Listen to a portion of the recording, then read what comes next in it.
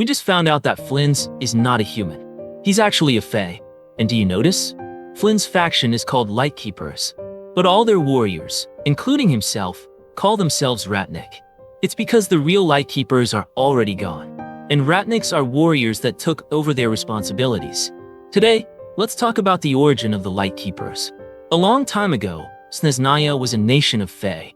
They created a prosperous civilization, drinking, drawing, singing, and writing poems in their glorious palaces, and leaving all the Hardwicks to human. That's right, humans at the time were merely slaves of the fae.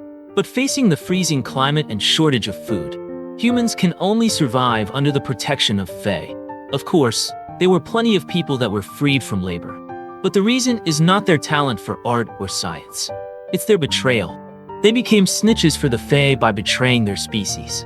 And for this, they were favored by the fae, and loved by the first cryo-archon, the Bielizar. Later, when the Abyss calamity came to the border of Snezhnaya, many humans that failed to escape were massacred. Maybe it's out of guilt, or for the order of the Tsar. These traitor of their own species came to the borders. Instead of robe and goblet, they wore armor and held lances, charging head first into the tide of monsters with war horses and lamps blessed by the moon goddess. They were the first generation of Lightkeepers who founded Nod Cry. The Bielizar rewarded the land to them for reclaiming the borders. It's just one little autonomous region at Snezhnaya border. But for the first time, human broke free from the rule of fae and had their own land.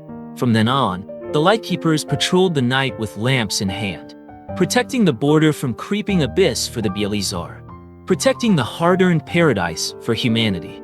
Until 500 years ago, we all know what happened at the time. The dark monsters released from Kinria swept through Nod Cry. This time, Abyss attacked in the form of the Wild Hunt. The Lightkeepers went all out, taking on the first wave of attack at the price of devastating casualties.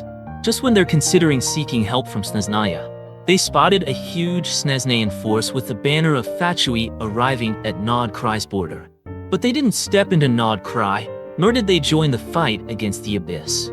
They just watched. The Lightkeepers' leader was told that the first Bielizar had died. Snezhnaya is already under the reign of Tsaritsa, and the Fatui was ordered to defend against the Abyss invasion. But since the Lightkeepers has been loyally defending the Snezhnayan border against the Abyss, the Tsaritsa ordered the Fatui to not interfere with Nod Cry's business when the Lightkeepers can still operate. But if the Lightkeepers cannot uphold their duty anymore, Nod Cry will be taken over immediately by the Fatui. Knowing they were abandoned, the Lightkeepers didn't choose to fight against the Tsaritsa. They went back to the front line in silence and fought until their last man. But among these, there was one factor that even the god failed to foresee. A Fatui officer, a non-combatant that was responsible for evacuating civilians. He was ordered to watch as the Lightkeepers fall one by one. Ordered to leave the people of Nod Cry to be devoured by the Abyss. Ordered to allow the Abyss monsters to take away the life of every father, son, mother, and daughter in this paradise. And then he said, "To hell with the orders."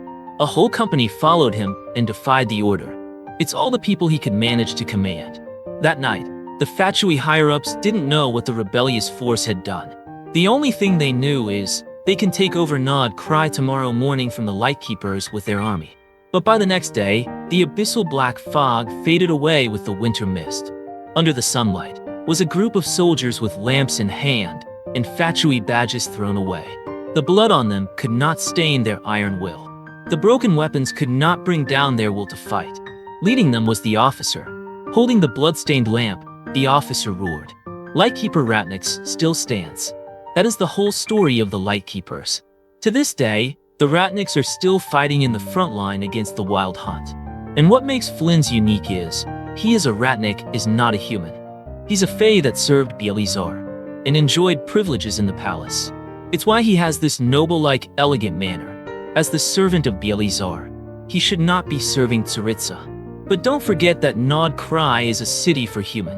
And what kept Flynn's going through every long night was not the glory of fae or orders from Tsaritsa. It's just his admiration of human courage and resolve, and his will to learn and walk in these virtues.